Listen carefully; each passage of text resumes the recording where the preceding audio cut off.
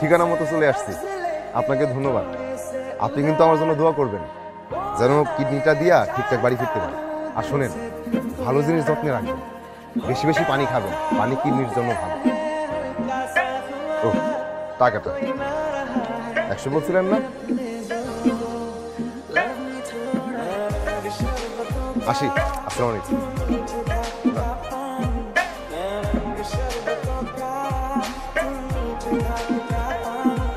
আসসালামু আলাইকুম। ওয়ালাইকুম আসসালাম। কে আপনি? কারে চান? আমার নাম রতন, আমি টেকেরহাটের বাসতলার ছেলে। হাকিম চাচা কি বাসায় আছেন? ওনার সাথে আমার একটু দেখা করা জরুরি। আমার সাথে একখানা পত্র আছে, পত্রখানা লিখেছেন আমাদের গ্রামের স্কুলের হেডমাস্টার তোফাজ্জল চাচা। আসলে আমি একজন মানুষের একটা কিডনি দিয়া আবার বাড়ি চলে যাব।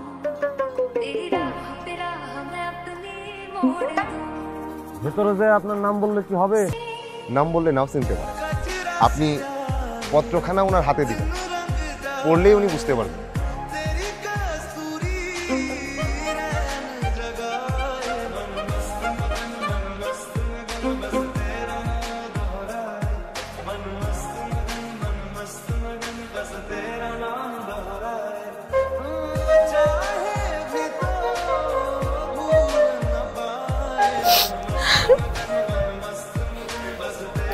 সবসময় এরকম প্যাচ প্যাচ করে কেঁদে কোনো লাভ নেই।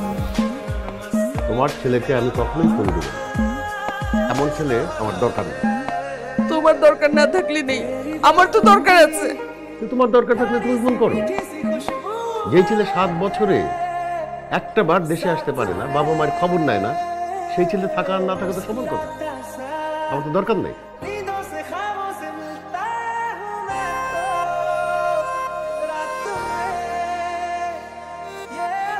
এই কোনা, তোর বাবাকে একটা কল দিতে বল না। মা, তুমি আর কতদিন সকালবেলা এরকম করে কান্না করবে? আচ্ছা মা, প্রত্যেকদিন সকালবেলা তুমি কান্না করতে খারাপ লাগে না? তোর কি ইচ্ছা করে কান্নাকাটি করে? কান্না পায় বলেই কান্নাকাটি করে। তোর কান্না পায় না সেজন্য তোরা কাঁদিস না। তোরা তো পাশার, তোদের মনে তো দয়া মায়া নেই। ঠিক কথা কইছেন খালাজান। দুনিয়াটা বড়ই খারাপ হয়ে গেছে, কারো দুঃখ কেউ বুঝে না। খালুজানের দুঃখ আপনি বুঝেন না, আপনারটা খালুজান বুঝে না, আমারটা ফুলি বুঝে না, কিন্তু ফুলের দুঃখ আমি ঠিকই বুঝি। এই দুর্দিন, এই তুই গেট রেখে এখানে কি করছিস?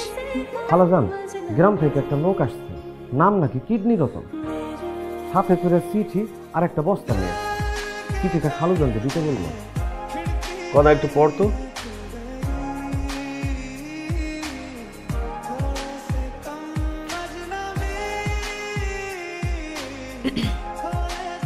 প্রিয় বন্ধু হাকিম, কেমন আছিস? আশা করি সবাইকে নিয়ে ভালোই আছিস। কতদিন তোকে দেখি না, সময় করে একদিন চলে আয়। বয়স বাড়ছে আর কখন চলে যাব ঠিক নেই। কাজের কথায় আসি, রতনকে তোর কাছে পাঠানো, খুব ভালো একটা ছেলে আর খুব ভালো মনের মানুষ। ওর বাবার ঋণ পরিশোধ করার জন্য একটা কিডনি বিক্রি করে দিয়েছে। কিছুদিনের মধ্যে ওর অপারেশন, ঢাকায় ওর কেউ নেই, তাই তোর কাছে পাঠালাম। কিছুদিন ওকে তোর বাসায় থাকার একটা ব্যবস্থা করে দিস। হঠাৎ করে কিডনি বিক্রি করে দিচ্ছে? আর কিছু বেচা নেই। আল্লাহ আমার দুইটা কিডনি দিচ্ছে, দুইটা কিডনি সুস্থ। আর সুস্থ কিডনির দাম ভালো দাম, আমি ভালো দাম চাচ্ছি। আলহামদুলিল্লাহ। সত্যি সত্যি তুমি তোমার বাবার ঋণ পরিশোধ করার জন্য কিডনি বিক্রি করছো? জি স্যার, সত্যি সত্যি।